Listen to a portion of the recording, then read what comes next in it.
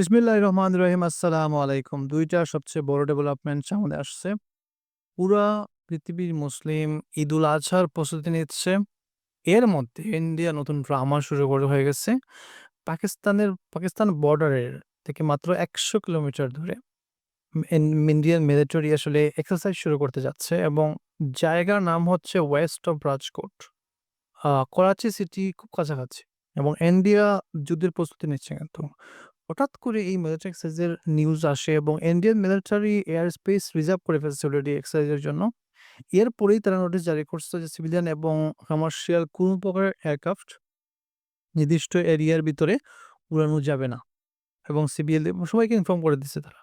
তারা স্পষ্ট ভাষায় বলছে যে যখন আমাদের এক্সারসাইজ চলবে তখন কোনো প্রকারের মিলিটারি এক্সারসাইজ এয়ারক্রাফট হোক বা নরমাল এয়ারক্রাফট, কমার্শিয়াল এয়ারক্রাফট হোক, যেকোনো প্রকারের এয়ারক্রাফট উড়ানো যাবে না। এবং তারা এই এক্সারসাইজ আসলে পাকিস্তানের সাউথ এয়ার স্পেসের খুব কাছাকাছি করতে যাচ্ছে। আসলে ইন্ডিয়ান মিলিটারি মেইন টার্গেট হচ্ছে করাচি। অপারেশন সিন্দুরে আমরা দেখছি যে ইন্ডিয়ান মিডিয়া করাচি নিয়ে কি প্রকারের মন্তব্য করছে এবং এই এক্সারসাইজের মুখ্য উদ্দেশ্য হচ্ছে করাচিতে হামলার প্রিপারেশন নেওয়া। আপনি তাদের টাইমিং চেক করেন, ঈদের ঠিক ২ দিন আগে তারা এত বড় একটা মিলিটারি এক্সারসাইজ করতে যাচ্ছে।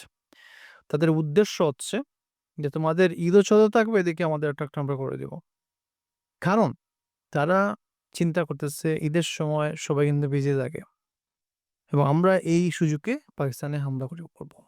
এই হামলার কথা আসলে একদম উড়িয়ে দেয়া যায় না। যেহেতু আইপিএল এর ফাইনাল শেষ হয়ে গেছে, সো আইপিএল নিয়ে কোনো চিন্তা নাই। সো যদি পাকিস্তান পাল্টা হামলা করে তো আইপিএল বন্ধ হওয়ার কোনো টেনশন নেই।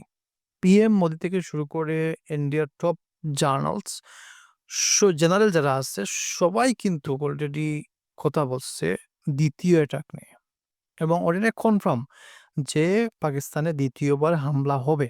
কারণ তারা যে হারলো এই হারের বদলা কিন্তু পিএম মোদি নেবে। তার ইমেজ উদ্ধার করেছে। আমি বলছি আগের নিউজ থেকে সিলেট টিভিতে যে ওরা ওদের ইমেজ উদ্ধার করবে এই সেকেন্ড হামলা করে এবং ওটা ধ্বংসাত্মক একটা হামলা হবে, আপনারা কনফার্ম থাকবেন। পিএম মোদি কিন্তু বারবার বলছে যে আমরা প্রতিশোধ নেব এবং ভয়াবহ প্রতিশোধ নেব। ঠিক আছে? ঈদের বদলে পাটকেল মারবো। মানে কি? যুদ্ধ হতে যাচ্ছে এবং আপনি চেক করেন লাস্ট ওই অপারেশন সিন্দুরের পর থেকে পিএম মোদি যত জায়গায় ভাষণ দিতে গেছে প্রত্যেকটা জায়গায় পাকিস্তান নিয়ে কথা বলছে এবং তার আক্রমণের প্রত্যেক ভাষার বোঝা যাচ্ছে যে সে হামলা করবে।